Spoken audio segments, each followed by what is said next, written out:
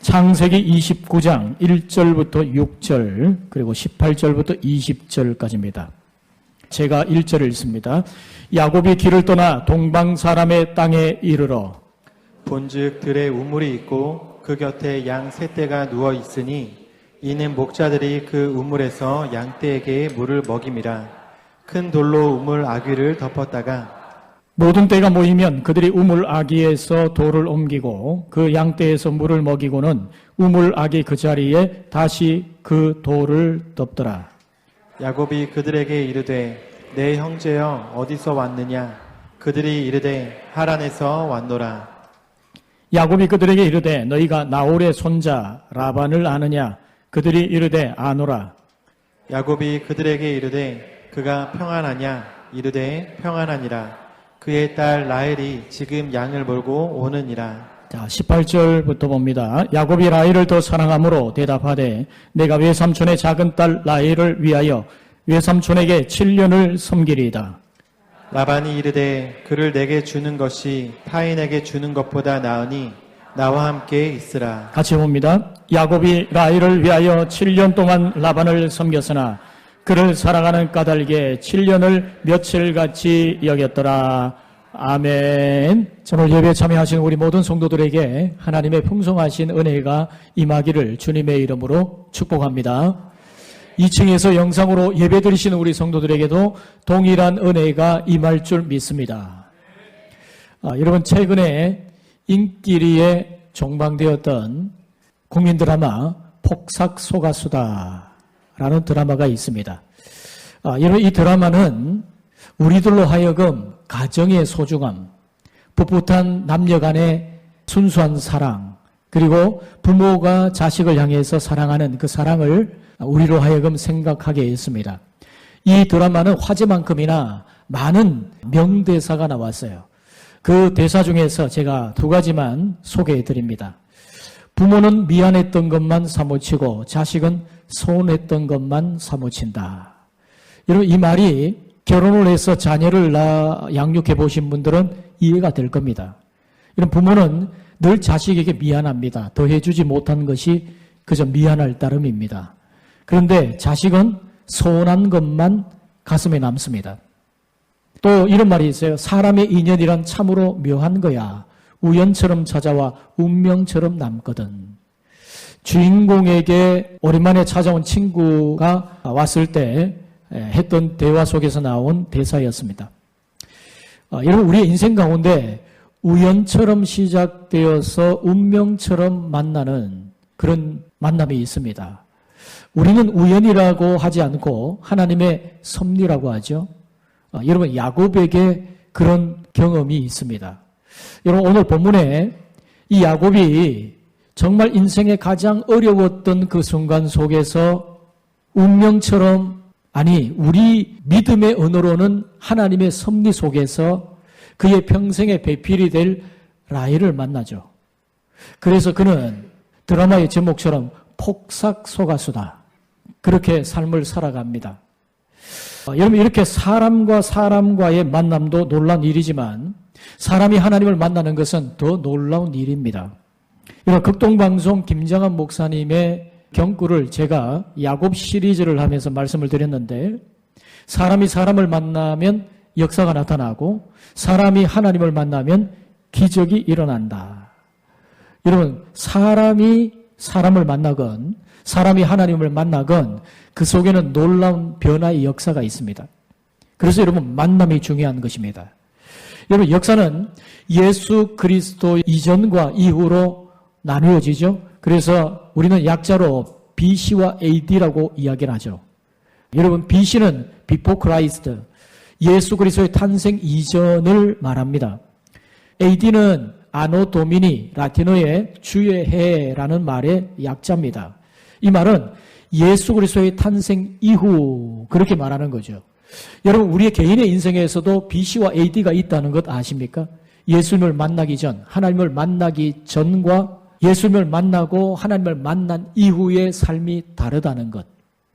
여러분, 야곱의 인생도 마찬가지였습니다. 그가 베델에서 하나님을 만난 체험, 베델의 그 체험 이전과 베델에서 하나님을 만난 이후에 그의 삶의 모습은 전혀 다른 것을 볼 수가 있어요.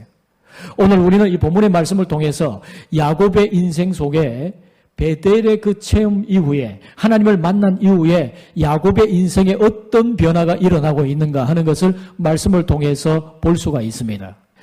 우선 야곱의 자신의 마음이 바뀌어졌습니다. 환경은 바뀐 게 없어요. 여전히 문제는 가득합니다. 집으로 돌아갈 수 없어요. 왜? 거기에는 자기를 죽이려고 하는 형이 있기 때문에. 그리고 앞을 향해 나아가야 되는 인생의 경로는 보이지 않는 캄캄함이 가득합니다. 정말 어렵죠. 그런데 여러분, 야곱의 인생의 모습이 환경은 변하는 것이 아닌데 마음이 변했어요. 생각이 변했습니다. 베델에서 하나님을 만난 이후에 야곱의 마음이 달라졌어요. 그의 태도가 달라졌습니다. 그는 순식간에 어두웠던 과거가 사라지고 상처가 치유되어지고 미래에 대한 기대와 소망을 가지고 살고 있습니다. 기대와 소망 가운데 미래를 내다보고 있다는 거죠. 저는 오늘 여러분이 그러한 은혜가 임하기를 주님의 이름으로 축원드립니다.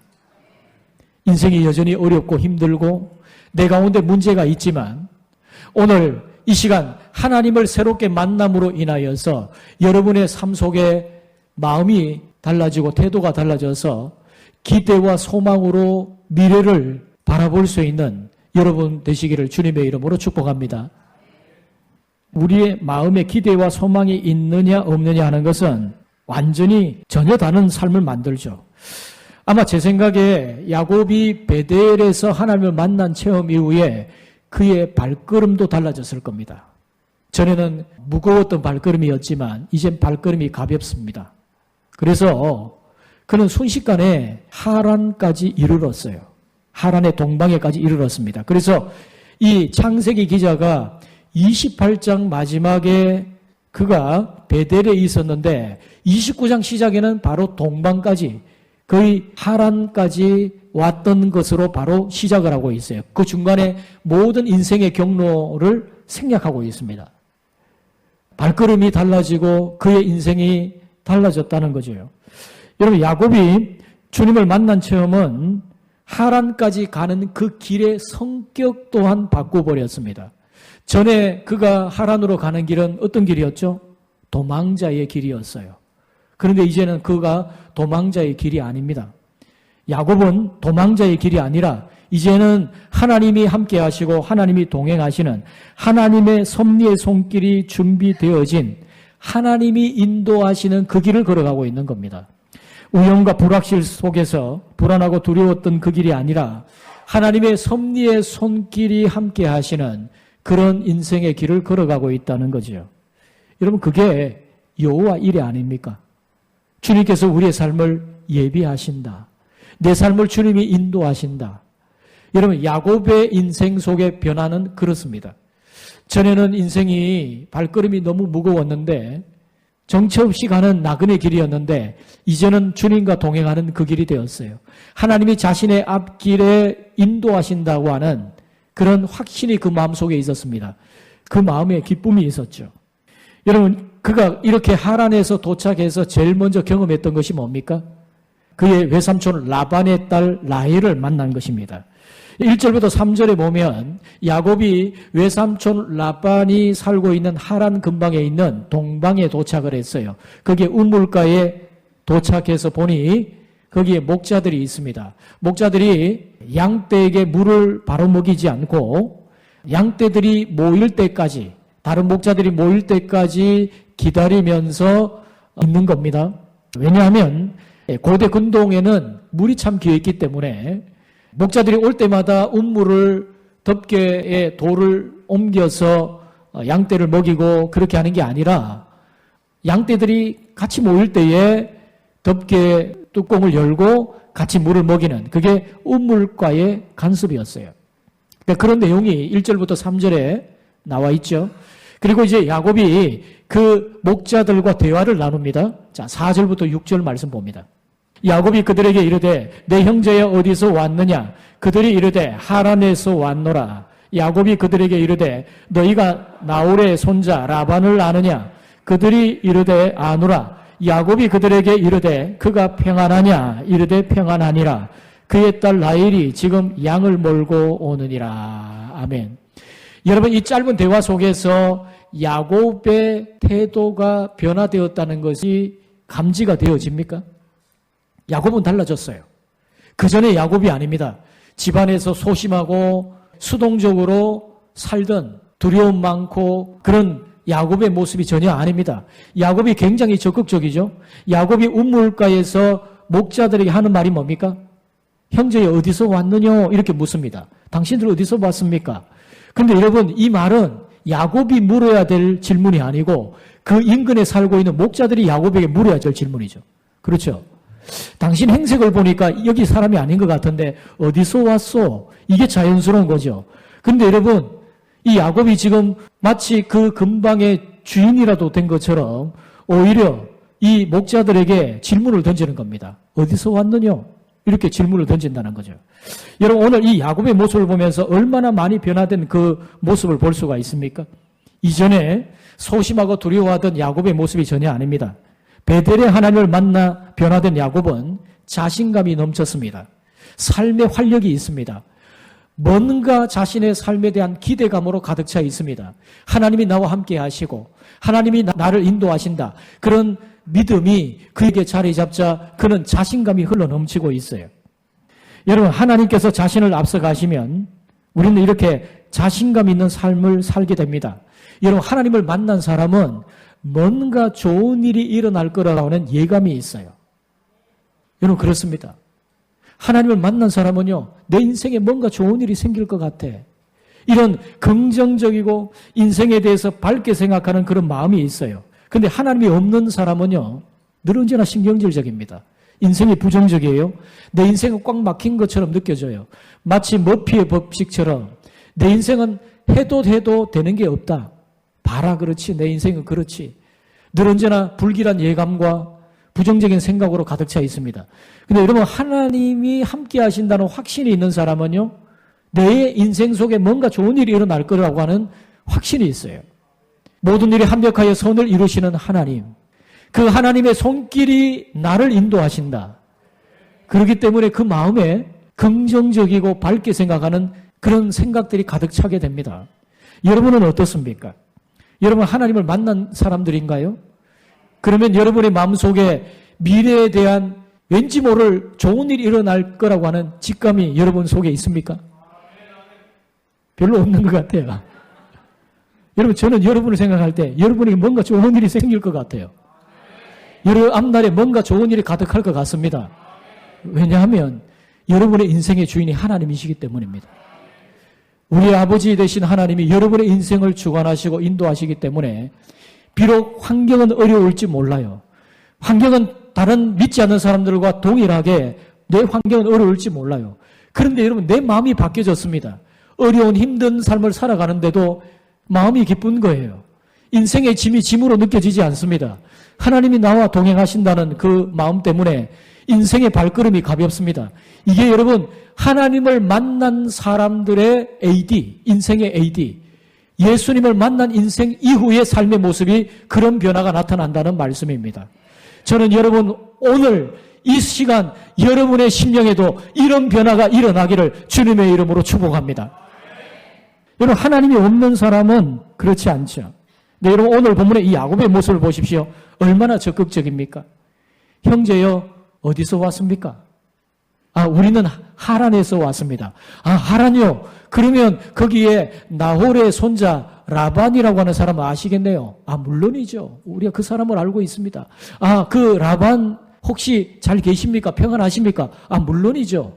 이제 조금 있으면 그분의 딸 라헬이 양떼를 몰고 이리로 올 것입니다. 여러분, 이 짧은 대화지만 우리가 알 수 있는 사실은 야곱의 태도가 바뀌었다는 거죠. 여러분, 신앙은 우리의 마음도 바꾸지만 우리의 삶의 태도를 바꿉니다. 저는 여러분이 믿음 안에서 태도가 긍정적으로 바뀔 수 있게 되기를 주님의 이름으로 축복합니다. 이것은 내 심리적인 위안을 주는 그런 긍정을 말하는 게 아닙니다.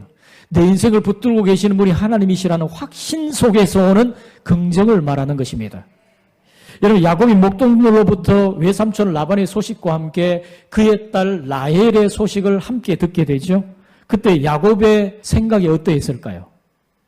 여러분 같으면 야곱이라면 어떤 생각을 했을까요? 아, 하나님이 정말 살아계시는구나. 하나님이 정말 나를 이곳에 인도하셨구나. 이런 그런 생각을 했지 않겠습니까? 여러분, 하나님을 믿기로 결단하고 하나님을 우리 아버지로 모시기 시작하면 놀라운 사건들이 일어나는 것이에요. 우연같이 놀랍게도 맞아떨어지는 일들이 일어납니다. 우연이겠지? 아닙니다. 하나님의 놀라우신 섭리입니다. 하나님께서 우리의 삶을 인도하시고 역사하시는 거예요. 여러분, 우리가 하나님을 믿고 그분을 내 아버지로, 그분을 내 삶의 주인으로 모시고 나면 그분이 내 삶을 마치 손을 붙잡고 나를 인도하시는 그런 경험을 하게 됩니다. 오늘 야곱이 그런 경험을 하고 있어요. 여러분, 7절과 8절 말씀 봅니다. 같이 한번 읽어보십시다. 야곱이 이르되 해가 아직 높은즉 가축 모일 때가 아니니 양에게 물을 먹이고 가서 풀을 뜯게 하라. 그들이 이르되 우리가 그리하지 못하겠노라. 때가 다 모이고 목자들이 우물 아귀에서 돌을 옮겨야 우리가 양에게 물을 먹이느니라. 아멘. 여러분, 하나님을 만난 사람은요, 하나님의 인도하심 속에 뭔가 내 삶 속에 좋은 일이 일어날 거라고 하는 그런 생각이 있습니다. 뿐만 아니라 그 마음에 여유가 생기게 돼요. 여러분, 오늘 본문에 보세요. 야곱의 마음에 여유가 생겼음을 발견할 수 있죠. 여러분, 사람의 마음에 여유가 없으면요, 주위를 돌아볼 여유가 생기지 않습니다. 이웃을 돌아볼 여유가 생기지 않습니다. 여러분, 혹시 여러분 가운데 인생의 문제 속에서 정말 허덕이고 힘겨워하는 여인들이 있다면요, 남편을 돌아볼 여유가 없어요. 내 인생 속에 문제가 가득하게 힘겨운 그 문제로 고통하고 있는 남편분이 있다면 아내를 돌아볼 여유가 없어요. 자식들을 돌아볼 여유가 없는 거예요. 자기 문제가 큰 사람은 다른 사람이 안 보입니다. 자기 문제에 빠져 있기 때문에 그런 거죠. 그러나 자기 문제가 해결된 사람은요, 남의 필요를 보기 시작합니다. 마음의 여유를 가졌기 때문입니다. 여러분, 이 야곱이 지금 그 목자들을 향해서 충고를 하고 있는 것은 야곱의 마음 속에 주위를 돌아볼 여유와 마음에 하나님이 인도하시라는 확신이 그 속에 생겼다는 것을 의미하는 겁니다. 여러분, 지금 야곱이 조금 나이가 많은 사람으로서 목자에게 좋은 충고를 해주지요. 지금 해가 높이 떠 있다. 중천에 떠 있다. 그러니까 이렇게 시간을 낭비하지 말고 빨리 양떼에게 물을 먹이고 그 이후에 풀을 뜯게 하는 것이 좋지 않겠냐? 이렇게 조언을 하는 겁니다. 그러니까 여러분, 이렇게 말하는 걸 보면 야곱이 지금 마음에 여유가 생겼다는 거예요. 왜 그러죠? 그 먼 거리를 하나님의 놀라우신 섭리와 인도하심으로 이곳까지 왔거든요. 그의 마음속에 확신이 점점 커졌어요. 아, 하나님이 나를 정말 인도하시는구나.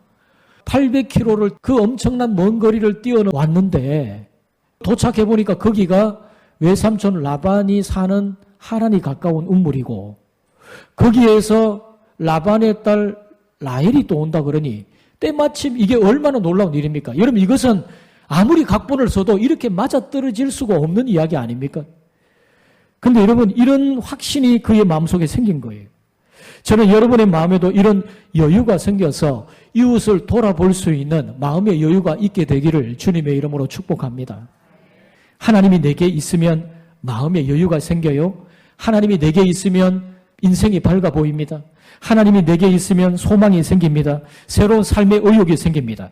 하나님을 만난 이후의 인생, 야곱의 인생의 AD는 그런 변화가 있는 거예요. 근데 여러분, 목자들은 야곱의 충고를 그대로 받지 않죠. 뭐라고 말합니까? 우리는 그리하지 못하겠노라, 이렇게 말합니다. 여러분, 여기서 우리는 하나님을 만나지 못한 사람의 모습을 또한 볼 수가 있습니다. 그들은 늘 하던 대로 그냥 하겠다는 거예요. 이게 우리의 관습이고 우리가 하는 일들이니까 늘 언제나 그들은 그대로 하겠다는 거예요. 늘 천편일률적인 그런 삶을 살아갑니다. 어제 한 일 오늘 하고 오늘 한 일 내일 하고 삶이 단조롭고 변화가 없고 그저 삶의 서름이 없고 의욕이 없고 기대가 없는 채 그 삶을 그렇게 살고 있습니다. 여러분, 하나님을 만난 사람은 날마다 새롭습니다. 인생이. 어제 했던 일을 오늘 한다 할지라도 그것은 어제 일이 아니에요. 어제 만났던 하나님이 다르고 오늘을 새롭게 만나는 하나님이 다릅니다. 그래서 그 삶은 늘 언제나 의욕이 있고 변화가 있습니다.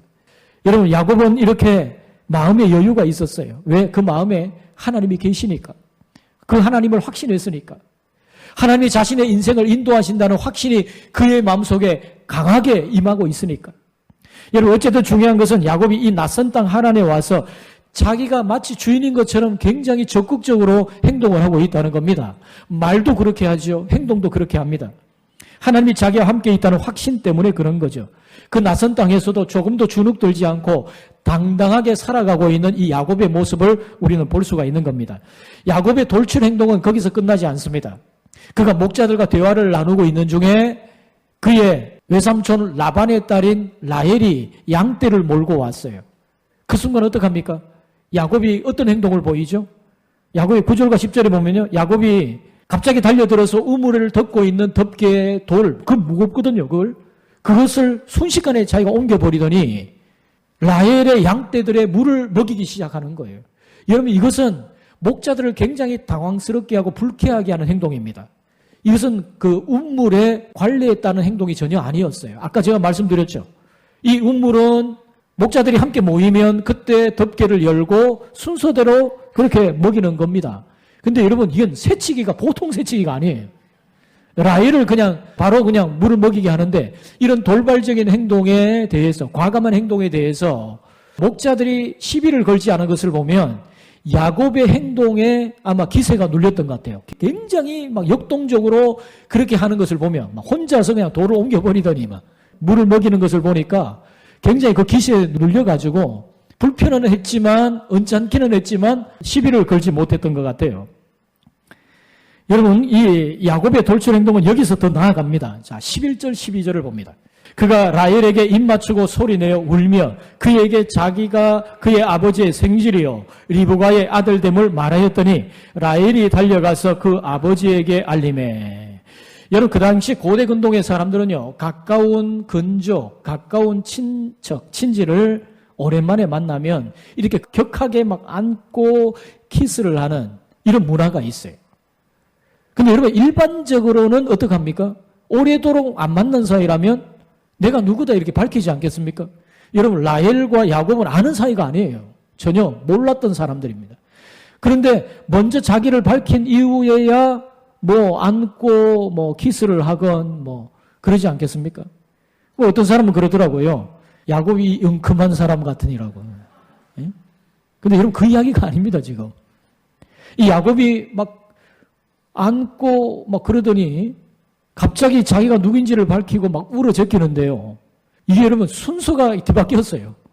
여러분, 오늘 이 말씀에 자세히 보면요, 야곱이 굉장히 흥분되어 있다는 것을 우리는 알 수가 있어요. 그러니까 이런 돌출적인 행동을 하지 않습니까? 여러분, 야곱이 왜 흥분했을까? 이유는 뭘까요? 하나님의 인도하심과 하나님의 그 섭리하심, 하나님의 강력한 그 인도하심을 야곱이 더 강하게 느끼기 시작했다는 거예요. 정확한 지도나 나침판이 없이 그 먼 800km의 거리를 왔습니다. 요즘처럼 내비게이션이 있는 것도 아니고요. KTX처럼 편리한 교통수단이 있는 것도 아닙니다. 걸어서 그 먼 거리를 가야 하는데, 여러분, 야곱은 집에서 아주 소심하고 집안에서만 살아온 사람 아닙니까? 그러니까 낯선 길을 잘 몰라요. 어떤 길을 당당하게 개척해서 가는 그런 성향의 사람이 아닙니다. 그런데 그가 지금 왔던 과정을 보면 정확하게 하나님이 그를 인도해 주셔서 외삼촌 라반 인근에 있는 우물에 오게 하셨고, 또 외삼촌 라반의 그 딸을 만나게 하시는 겁니다. 이런 모든 것들을 볼 때에 야곱이 더 강하게 하나님의 인도하심을 느꼈을 겁니다. 그래서 흥분한 겁니다. 이 우연 같은 섭리로 하나님 땅에 도착한 그것도 감격이었는데, 아니, 그것도 외삼촌 라반의 집에 그 가까운 우물이고 외삼촌 라반의 딸까지 만나게 된다니, 이게 정말 기가 막히게, 아무리 각본을 써도 이렇게 짜맞추어도 맞춰질 수 없는 그런 일이죠. 야곱은 하나님의 인도하심이 자기와 함께 한다는 것을 점점 강하게 느끼게 됩니다. 여러분, 하나님이 자기 인생에 이렇게 개입하고 계시다는 것을 느끼는 사람은요, 인생이 지루하지 않습니다. 매일의 삶이 흥분되고 감격되는 거예요. 그런데 여러분 인생이 뭐 되는 대로 흘러가는 대로 그렇게 살아가는 사람은 별 기대감이 없고 하루하루가 그렇게 따분할 수가 없어요. 그러나 여러분 내가 어떤 자리에 어디에 서 있든지 누구와 만나고 누구와 대화를 하든지 그 삶 속에 하나님의 섭리를 강하게 믿는 사람은 하루하루가 너무나 기대가 되는 거예요. 감격이 있고 흥분이 있습니다. 여러분 하나님을 만난 사람은 이런 변화가 있게 되는 거예요. 하나님을 만난 다음에 그의 인생의 AD에는 이런 변화가 있게 되는 겁니다. 여러분 우리는 날마다 하나님을 새롭게 만나야 되는 거예요. 여러분 오늘 이 예배를 통해서도 하나님을 새롭게 만나는 시간이 되기를 주님의 이름으로 축복합니다. 여러분 야곱은 그렇다 치고 이 라헬은 얼마나 당황했을까요? 웬 낯선 남자가 다짜고짜 자기를 안고 막 울어제끼는데 여러분 이게 얼마나 당황스럽겠어요. 자기 양떼들 데리고 가더니 막 물을 먹이지를 않나, 막 자기를 안고 울고 입 맞추지를 않나. 여러분 이 고대 근동의 풍습이라 하더라도 낯선 남자의 이러한 돌발적 행동에 라헬은요 무척 당황했을 거예요. 그래서 밀쳐내려고 했겠죠.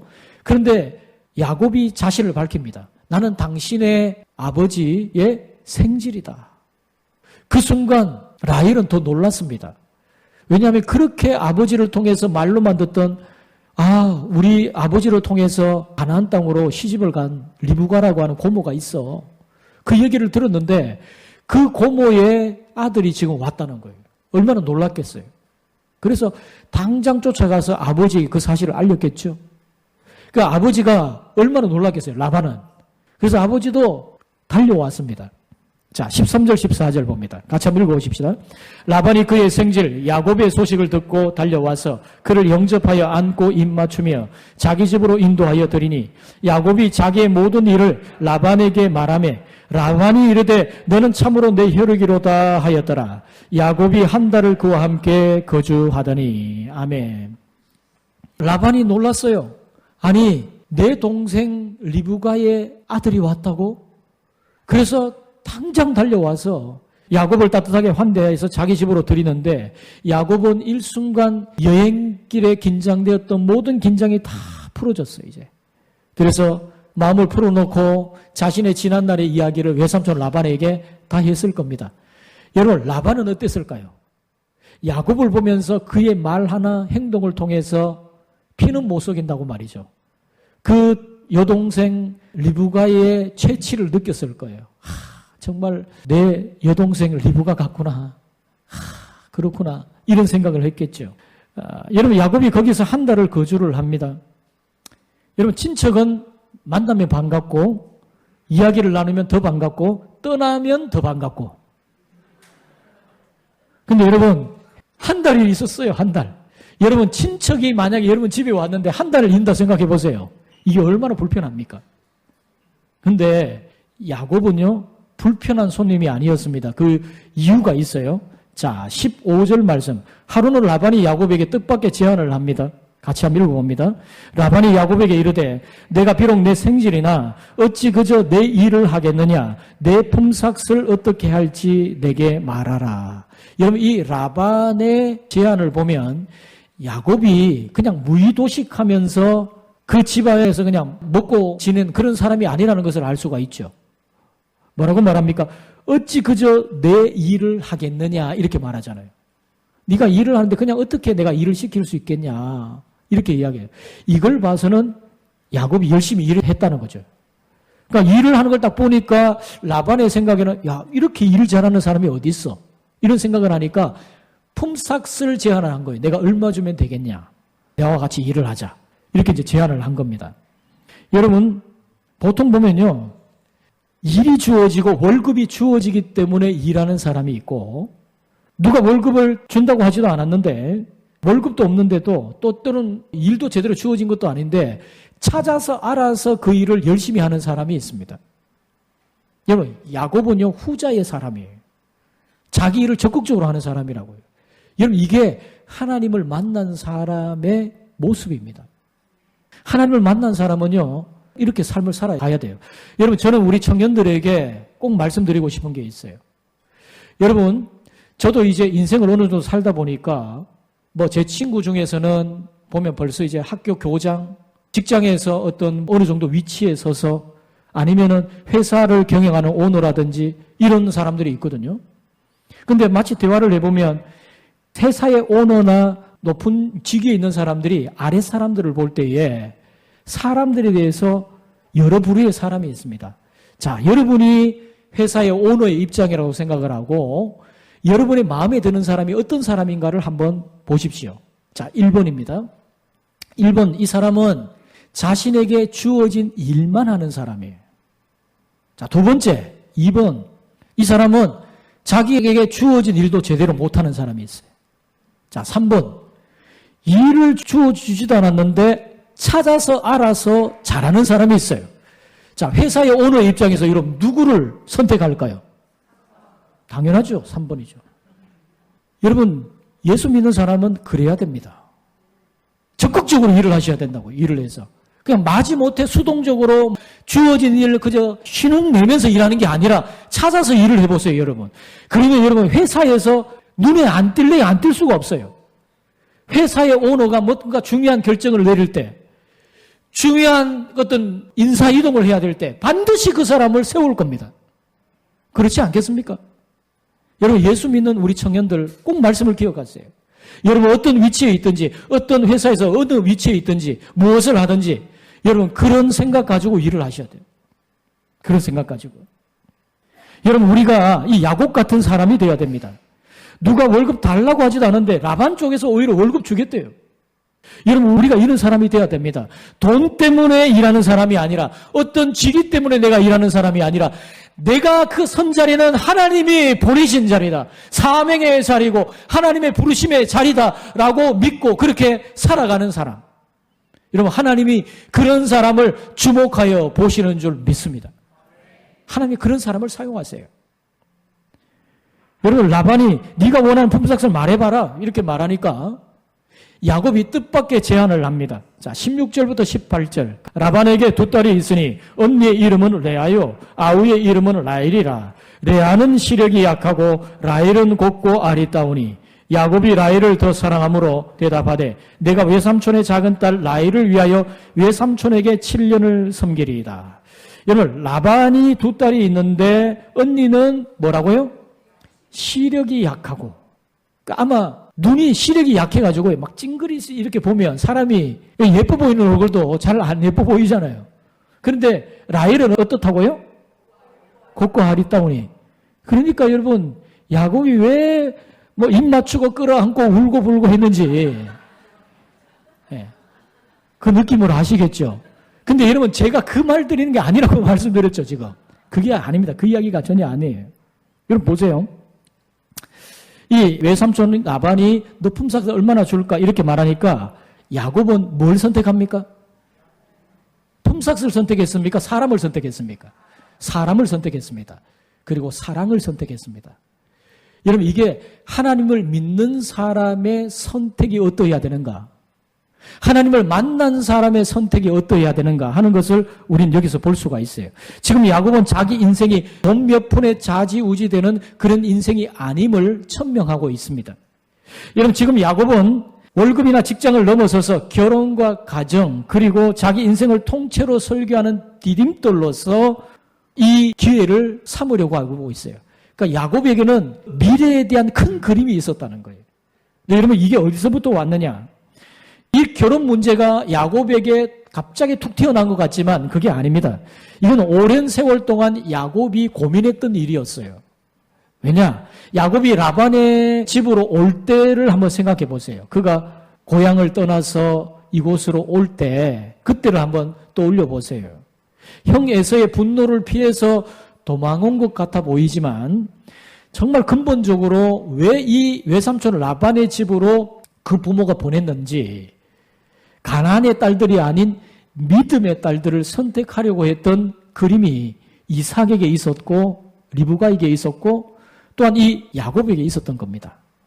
그래서 여러분, 형 에서를 자세히 보니까 막 자기 힘만 믿고 왈가닥 뭐 자충우돌 막 이렇게 다니면서 아버지 어머니 근심이 되는데 그가 에서가 이방 땅에서 가나안 여인을 아내로 삼은 것이 그 부모에게 근심이 되었잖아요.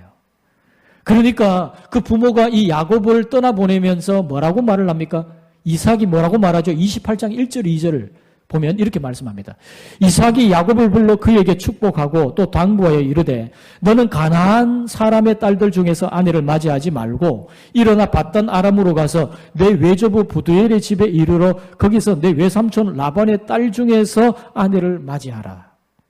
여러분 고대 근동의 이 문화는요, 우리 문화와는 달리 친족 간의 결혼이 허용되었습니다. 그러니까 우리 문화로 이해를 하시면 안 되고 이 당시는 친족 간의 결혼이 허용되던 때였어요. 야곱이 아버지가 이렇게 말을 할 때에 너는 너의 외삼촌 집 라반의 딸들 중에서 아내를 취해라. 지금 여기 가나안 땅에 있는 여인들은 너무나 부도덕하고 너무나 우상에 젖어 있는 그런 여인들이니 너는 이 땅의 여인들과 결혼하지 말고 외삼촌 라반의 딸들 중에서 아내를 택해라. 이렇게 말을 했거든요. 그러니까 야곱의 마음속에 이것이 담겨져 있었어요. 하란 땅에 와서 우물가에 있는데 외삼촌 라반의 딸 라헬이 왔어요. 그의 마음이 동했겠죠. 아, 저 여인이 나의 아내가 될 수도 있겠구나. 되었으면 좋겠다라고 하는 막연한 그런 기대와 생각이 있었겠죠. 열심히 한 달 동안 일한 동안 이 야곱이 누구를 주목했을까요? 라헬을 주목했을 겁니다. 그래서 흠삭수로 라헬을 달라고 외삼촌에게 이야기를 하는데 외삼촌 라반은 이 뜻밖의 제안에 놀랬지만 7년치 연봉을 걸면서 과감하게 결혼을 허락해 달라고 하니까 그 당시 이 친족 간의 문화가 그 당시 관례 속에 있었기 때문에 야곱의 제안을 허락하죠. 뭐 그동안 지켜보니까 이만한 품꾼도 없고 이만한 일꾼도 없고 그러니까 택했겠죠. 자, 19절 20절 말씀 봅니다. 라반이 이르되 그를 내게 주는 것이 타인에게 주는 것보다 나으니 나와 함께 있으라. 야곱이 라반을 위하여 7년 동안 라반을 섬겼으나 그를 사랑하는 까닭에 7년을 며칠같이 여겼더라. 여러분 라반은요 머리가 팽팽 돌아가는 사람이에요. 아주 계산이 빠른 사람입니다. 하나님이 그 계산이 빠르고 약삭 빠른 야곱을 위해 특별하게 그의 인생에 준비한 사람이 라반이었어요. 그 라반의 집에서 야곱이 인생의 놀라운 연단을 경험하거든요. 근데 여러분 이 라반이 야곱의 이 제안을 들으니까 7년 좀 적지 않은데 적지 않은 돈인데 막 그래? 막 그를 너에게 주는 것이 차라리 타인에게 주는 것보다 낫겠다. 허락하마 이렇게 이야기를 하는데 사실 여러분 이게 그냥 한 말이 아닙니다. 우리는 계산 빠른 라반의 이 말 속에 그 이면 속에 담겨진 라반의 의도를 잘 알아야 돼요. 무슨 말입니까? 7년 두고 보마. 내 7년 동안 두고 보겠다. 내가 내 딸 라헬을 다른 사람에게도 줄 수 있어. 너 잘해야 돼. 7년 동안 내가 지켜보겠어. 이 말이거든요, 이게. 그래서 여러분, 이 야곱이 그때부터 죽으라 일을 하는 거예요. 그가 하나님을 만나서도 그렇게 열심을 다해 일을 했지만 그는 사랑하는 까닭에 열심히 일을 했어요. 여러분 야곱은 라헬을 위해 죽으라 일을 하는데 그렇게 일을 하는데 그 7년이 며칠같이? 수일같이 며칠같이 여겨졌다. 이전에 수일같이 여겼다. 이렇게 말씀을 하거든요. 그를 사랑하는 까닭에 7년을 며칠같이 여겼더라. 그렇게 야곱은 폭삭 속았소다. 그렇게 되는 겁니다. 근데 여러분 저는 여러분들이 세월을 헤아리며 살아가지 않는 인생 되기를 바라요. 세월 헤아리며 왜 내 인생을 이렇게 가지 않냐? 왜 인생이 지겹냐? 왜 시간이 이렇게 더디 가냐? 세월아 언제 가냐? 여러분 이건 정말 불행한 인생입니다. 직장 다니면서 매일 시계 보고 내가 언제 퇴근할까? 언제 휴일이 오나? 언제 휴가 갈까? 여러분 그렇게 헤아리고 살아가는 인생은요 불행한 인생입니다. 하나님을 사랑하고 하나님이 내게 맡기신 사명의 자리 그 자리라고 생각한다면 그 직장에서 그렇게 일할 수 있나요? 저는 여러분이 몇 년을 며칠같이 여기며 살아갈 수 있는 열정의 사람 되기를 주님의 이름으로 축복합니다. 이것이 하나님 만난 사람에게 나타난 변화예요. 여러분 예전에 찬송가는 있었는데 지금 새 찬송가에는 없어진 찬송이 있습니다. 그게 뭐냐면요. 주님 뜻대로 살기로 했네. 뒤돌아서지 않겠네. 이게 찬송이 없어졌어요. 찬송가에. 참 좋은 찬송인데 여러분 이 찬송 신앙생활 오래 하셨던 분들은 기억이 있을 겁니다. 부흥사 목사님들 결단 찬송에 늘 잘 부르는 찬송입니다. 저도 수련회 때 목사님들이 담당하는 목사님들이 청소년부나 청년 때에 수련회를 가면 목사님들이 늘 결단하면서 부르는 찬송이에요. 이 찬송과 함께 뭡니까? 천부의 의지 없어 손 들고 옵니다. 이 두 찬양은 항상 이 두 찬양은 부흥사 목사님이든지 수련회 가면 목사님이든지 어떻게 하느냐면요. 두 손 들고 또 부르게 해요. 그런데 여러분 우리가 하나님을 만났는데 어떻게 이전처럼 살아갈 수 있단 말입니까? 하나님 만난 사람은요. 이전의 삶과는 다른 삶을 살아야 돼요. 내 속에 하나님의 영이 계신데 나와 하나님이 함께 하신데 내가 그분의 숨결을 느끼고 있는데 어떻게 이전과 똑같은 삶을 살 수 있단 말입니까? 여러분 우리는 라헬을 사랑해서 7년을 며칠처럼 여겼던 야곱처럼 주님을 정말 사랑해서 그렇게 열정적으로 사역해야 됩니다. 여러분, 여러분의 삶이 지겨운가요? 내 인생 왜 이렇게 흘러가지 않나? 늘 언제나 답답하십니까? 주님을 만난 이후의 삶은요, 날마다 새로운 삶이에요. 주님을 만난 그 삶은 늘 언제나 흥분되고 감격적인 인생입니다. 오늘 내 인생 속에 하나님은 어떻게 역사하실까 기대가 됩니다. 여러분 베델에서 하나님을 만난 야곱은 이렇게 인생을 대하는 자세가 달라졌어요. 누구든지 그리스도 안에 있으면 새로운 피조물이라 이전 것은 지나갔으니 보라 새 것이 되었도다. 여러분도 달라진 마음 달라진 태도 하나님과 함께 새로운 감격된 인생을 살아가는 복된 삶을 살아가시기를 주님의 이름으로 축원드립니다.